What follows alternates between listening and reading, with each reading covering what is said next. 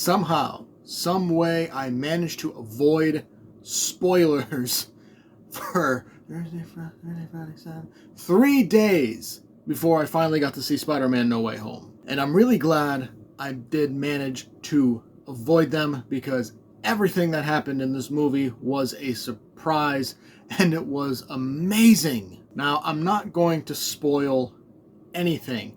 If by some chance you're watching this and you have not seen Spider-Man No Way Home yet, this is safe. I am not going to spoil anything, or at the very least, I'm not going to mention anybody specifically by name who's been in this movie, unless you saw them in the trailer. I mean, No Way Home kicks off right where Far From Home left off, with Spider-Man's identity being revealed, and, you know, Peter Parker, May, Happy, MJ, Ned, all of them dealing with it. And of course, with everybody thinking Peter Parker's a murderer, he gets a lawyer, and oh my god, that lawyer was awesome.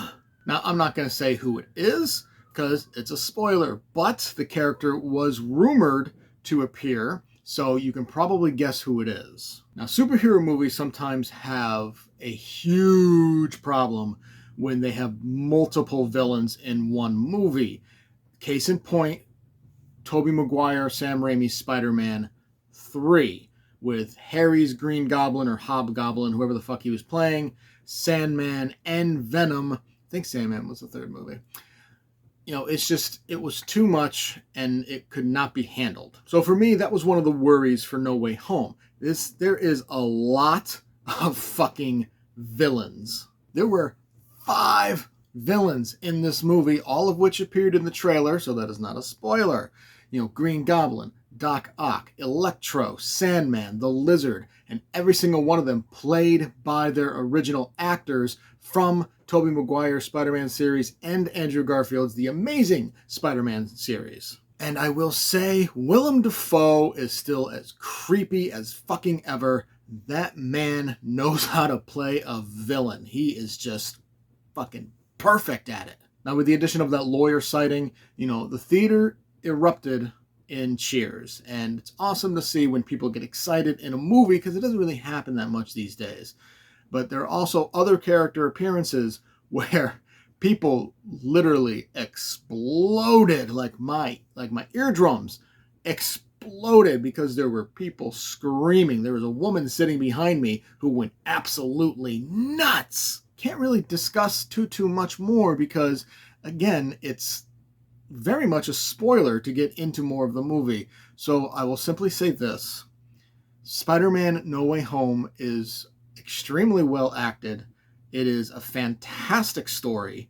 The special effects are top notch as always, and they handled the fact that there are 5 fucking villains in this movie way better than I anticipated. I mean, it probably helped that Kevin Feige was involved, but yeah, everybody was great.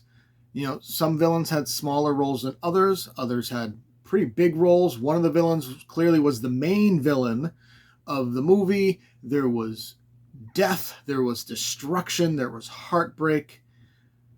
Spider-Man No Way Home may be the best Spider-Man movie ever put on the big screen. I give No Way Home an A+. Did you enjoy the review? Make sure to hit that like button and subscribe to get notified when more reviews go live. Feel free to leave a comment to discuss your thoughts on the movie or show, and I will see you next time.